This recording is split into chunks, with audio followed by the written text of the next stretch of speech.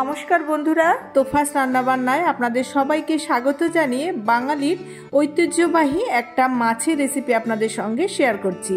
আজ আমি তৈরি করে দেখাচ্ছি আপনাদের চিতল মাছের মুইঠার রেসিপি। খুবই সুস্বাদু এই রেসিপি, গরম ভাতের সাথে জাস্ট অসাধারণ। চিতল মাছের মুইঠা তৈরি করার জন্য আমার লাগছে চিতল মাছ। আমি এখানে চিতল মাছ নিয়ে নিয়েছি।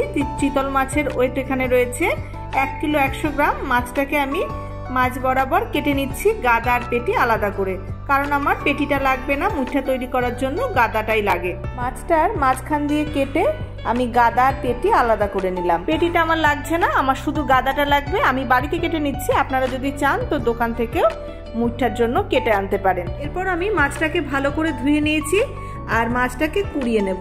যাতে কুড়াতে সুবিধা হয় সেজন্য নোড়া দিয়ে একটু মাছটাকে থেতো করে নিচ্ছি।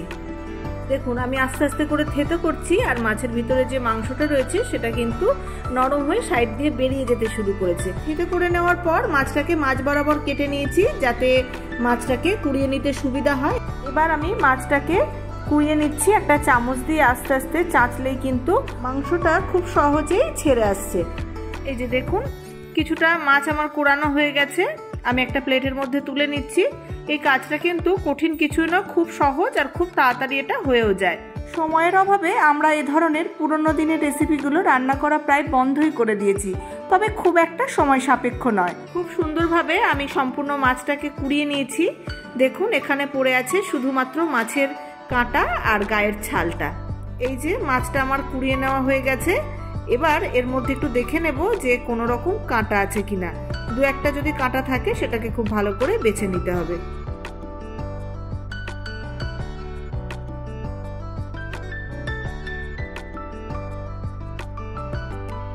ভালো করে মাছ থেকে কাঁটা বেছে নেওয়া হয়ে গেছে।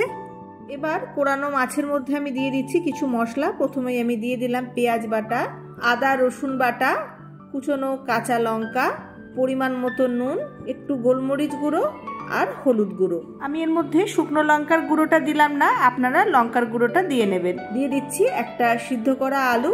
দেখবেন মুইঠাগুলো কিরকম যেন একটু ওই রাবারি টাইপের হয় না, ওই রকম টাইপের হয়ে যায়, তাই একটু সিদ্ধ আলু দিয়ে দিলে অনেকটাই সফট হয়ে যায়। তাই আলুটা কিন্তু অবশ্যই দিতে হবে। আলুটাকে আগে আমি খুব ভালো করে মেখে নিচ্ছি একদম নরম করে, তারপর মাছের মধ্যে মিশিয়ে নেব।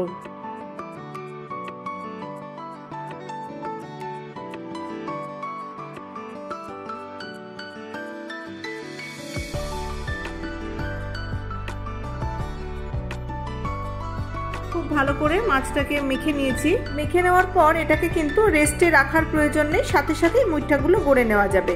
এর জন্য আমি হাতে একটু ঘি মাখিয়ে নিয়েছি।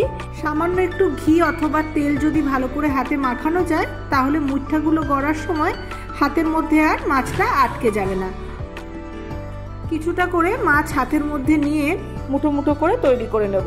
আপনারা এটা আপনাদের ইচ্ছা মতো যেমন খুশি শেপে তৈরি করে নিতে পারেন, তবে যেহেতু এটার নাম মুইঠা, মুঠোর ছাপ থাকে বলে এটাকে মুইঠা বলা হয়। আমি মুঠোর ছাপটা খুব বেশি দিচ্ছি না, আপনারা কিন্তু পুরোপুরি আঙুলের ছাপটাকে বসিয়ে মুঠোর শেপেও তৈরি করতে পারেন, আবার গোল গোলও তৈরি করে নিতে পারেন। যেমন মন চাইবে ঠিক তেমনভাবে গড়ে নিলেই হবে। সব মুইঠাগুলো গড়ে নেওয়া হয়ে গেছে। এবার আমি রান্নায় চলে যাব।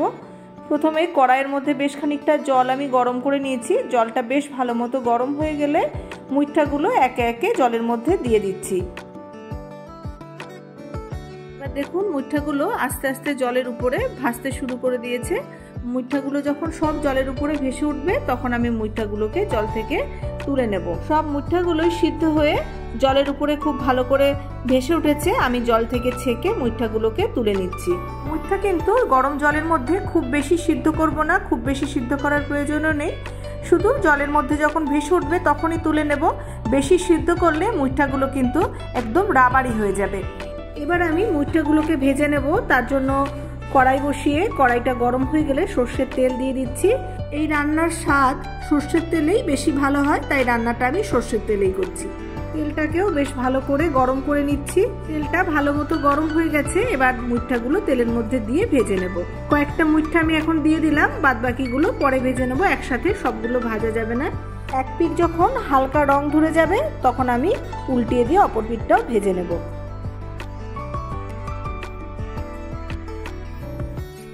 মুইঠাগুলো খুব কড়া করে ভাজবো না, হালকা করে ভাজা হয়ে গেছে, মাছগুলোকে তুলে নিচ্ছি।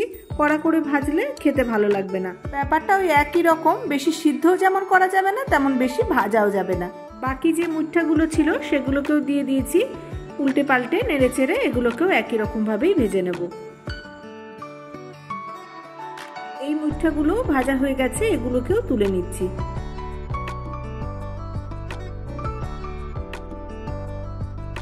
মুইঠাগুলো ভেজে নেওয়ার পর কড়াইয়ের যে বাকি তেলটুকু আছে ওর মধ্যে দিয়ে দিলাম হাফ চা চামচ গোটা জিরে, একটা তেজপাতা, 3টে এলাচ, ছোট ছোট 2 টুকরো দারচিনি আর 2-3টে লবঙ্গ ফোড়ন দিয়ে দিয়েছি। ফোড়নটা কয়েক সেকেন্ড ভাজা হয়ে সুন্দর একটা মিষ্টি গন্ধ বেরোলে 1 টেবিল চামচ পেঁয়াজ বাটা দিয়ে দিলাম। এবার নাড়াচাড়া করে পেঁয়াজটাকে বেশ ভালো করে ভেজে নেব। পেঁয়াজ ভাজতে ভাজতে সামান্য একটু চিনি দিয়ে দিলাম, এতে করে রান্নায় একটা খুব সুন্দর কালার আসবে। গ্রেভি বানানোর জন্য খুব বেশি মশলার কিন্তু আমি ব্যবহার করব না, অল্প হালকা মশলাতেই কিন্তু এর স্বাদটা আমার খেতে বেশি ভালো লাগে। পেঁয়াজ একদম লাল লাল করে খুব ভালো করে ভেজে নেওয়ার পর এর মধ্যে আমি আরও মশলা একে একে অ্যাড করছি। প্রথমেই দিয়ে দেব 1 চা চামচ আদা বাটা, হাফ চা চামচ রসুন বাটা। আবারও ভালো করে নাড়াচাড়া করে একটু ভেজে নেব যাতে আদা রসুনের কাঁচা গন্ধটা চলে যায়। ভালোভাবে আদা রসুনটা ভেজে নেওয়ার পর এবার দিয়ে দিচ্ছি একটু টমেটো বাটা। টমেটো বাটা দেওয়ার পর আবারও নেড়ে চেড়ে খুব ভালো করে কষিয়ে নেব। মশলা থেকে যখন একটু তেল ছাড়তে শুরু করবে তখন একে একে গুঁড়ো মশলাগুলো দিয়ে দেব। প্রথমেই দিয়ে দিচ্ছি 1 চা চামচ জিরে গুঁড়ো, হাফ চা চামচ ধনে গুঁড়ো আর হাফ চা চামচ লঙ্কার গুঁড়ো, আর দিয়ে দিলাম হাফ চা চামচ হলুদ গুঁড়ো। সামান্য একটু জল দিয়ে দিলাম যাতে গুঁড়ো মশলাগুলো পুড়ে না যায়। আমি এর মধ্যে কাশ্মীরি লঙ্কার গুঁড়োটা দিলাম না, আপনাদের যদি মনে হয় আরও একটু কালার প্রয়োজন তো কাশ্মীরি লঙ্কার গুঁড়োটা দিয়ে নিতে পারেন।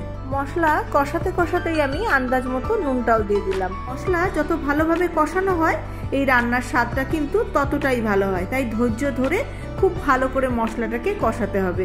মশলা ভালোভাবে কষানো হয়ে গেছে, আমি এর মধ্যে গরম জল দিয়ে দিলাম। রান্নায় গরম জল ব্যবহার করলে ঝোলের স্বাদ পানসে হয়ে যায় না, টেস্ট বাড়ে আর জলটা তাড়াতাড়ি ফুটেও যায়। খুন্তি দিয়ে ভালো করে নেড়ে চেড়ে মশলার সাথে জলটাকে ভালো করে মিশিয়ে নেওয়ার পর জলটা আমি একটু ফুটতে দেব।